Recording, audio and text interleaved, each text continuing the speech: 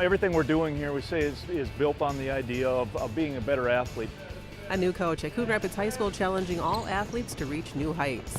Plus, as the primary election nears, the candidates running for city council square off in a public forum. But first, Awesome, a very fun tournament. soccer players in the North Metro getting an extra kick from Mother Nature. The heat wave tops CTN News this Friday, July 22nd, 2016. Thank you for joining us. Some of the world's best youth soccer players have traveled to Blaine to compete in the annual Schwann's USA Cup this week. And with temperatures soaring into the 90s, staying safe is even more important than scoring goals. This week, CTN's Jordan Rylance has more on how the players are staying cool while competing on the fields. Summer can be unrelenting in Minnesota. Is it worse this year than last year? Yes. And when you've traveled nearly 5,000 miles to play soccer in the Schwann's USA Cup in Blaine, The games gets more tougher when it's this hot.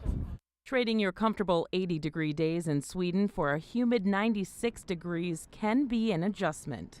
We're not used to the heat on the game, but I think we do our thing and it has been good so far.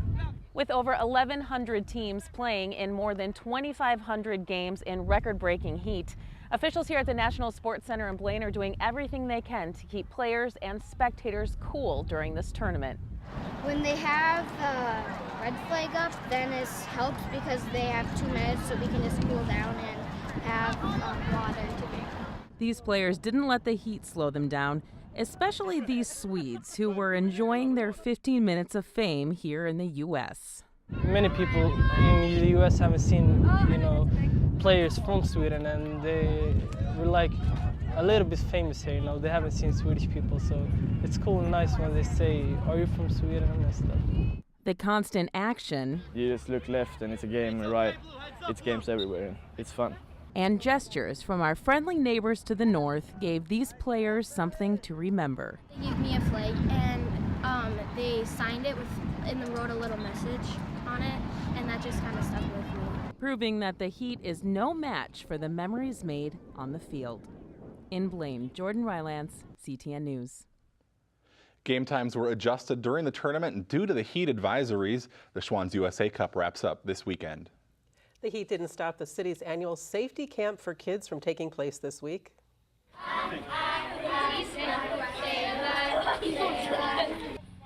More than 100 elementary-age kids converged on the Coon Rapids Ice Center Tuesday and Wednesday for safety camp.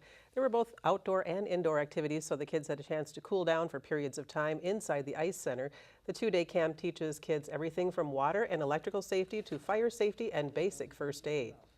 Bunker Beach was a place to be to beat the heat this week.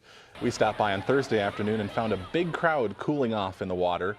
In fact, they were lined up before the park even opened for the day. Bunker Beach officials say Thursday was their busiest day so far this summer with 2,700 visitors. We usually try to make it out to Bunker Beach at least once a summer, sometimes twice, but usually we try around the hottest day of the year, and it's just a great place to be.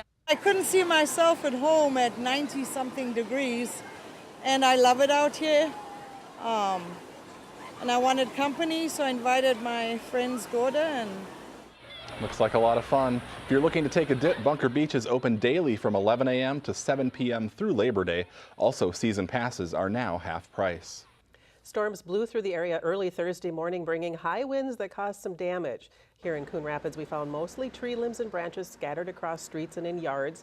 The city fielded more than 100 calls from residents with storm debris.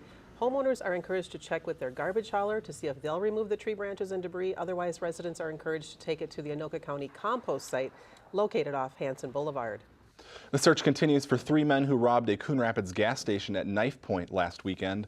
The robbery happened early Sunday morning at the Minico station located at Hanson and Northdale Boulevards. According to the police report, one of the men pulled out a switchblade and forced an employee to the floor. They then proceeded to steal cash, cigarettes, and lottery tickets. All 3 were wearing red hooded sweatshirts and black masks. Anyone with information is asked to call Coon Rapids Police. Candidates running for 2 open city council seats squared off in a public forum this week. Describe your background and community involvement. On Wednesday night, the 6 candidates running for Ward 1 and the 5 candidates running for Ward 4 took part in a candidate forum sponsored by the League of Women Voters. They also took turns answering a few prepared questions as well as questions from the audience. You can see the forum in its entirety over on our CTN government channel and also online. We're still more than a month away from seeing kids head back to school, but that hasn't stopped students from showing up at Coon Rapids High School bright and early. A new conditioning camp is keeping feet moving and muscles flexing. This week, CTN's Joe Nelson got a look at the one-team training and shares how it's bringing athletes together. You're driving, pushing yourself, push. At a time when many teens are still in bed, a new group of athletes hits the gym ready to push and be pushed. Better, good adjustments. For the first time, Coon Rapids Cardinals players and coaches from several different sports are coming together 4 times a week to run, jump, and lift their way into better shape. I can't motivate myself, and the community I work with is great with motivating me. Those arms got to be going too. The one-team conditioning camp is an idea new head football coach Greg Malling carried with him from his last school in Heartland, Wisconsin. A way to bring different athletes within the school together and hopefully all get better together. Coach Malling says he's hoping everyone in the camp can motivate and learn from one another. What girls volleyball brought to the program was awesome, and it filled in like weaknesses that I think football players generally have in terms of form, flexibility, all that. It allows the freshmen to push the seniors and the seniors to push the freshmen, and the girls to boys and the boys to girls. Boys head basketball coach Michael Garrick says he's already noticed a difference in his players. There's this confidence that comes with doing the work, and they're starting to throw their weight around more. You notice that you don't get tired from things that once used to tire you out. And it's not just muscles getting stronger. This is like a really good thing for the team and the school's culture, and setting a good example for everybody. We're all in it together, we're all going to suffer and we're all going to succeed. The one-team conditioning camp holds 28 workout sessions, including classroom work to develop leadership skills and mental toughness. The camp ends August 4th. Stephen, Karen? What a great idea. Yeah, it looks like hard work, though. And some fun, too. Yep. Thanks, Joe. Thanks. The Coon Rapids Ice Center will soon be home to a unique hockey program for those with physical disabilities. On behalf of the Minnesota Wild Foundation, I'm very pleased to present the Minnesota Sled Hockey Association with $10,000 for the Wild Idea Grant Program.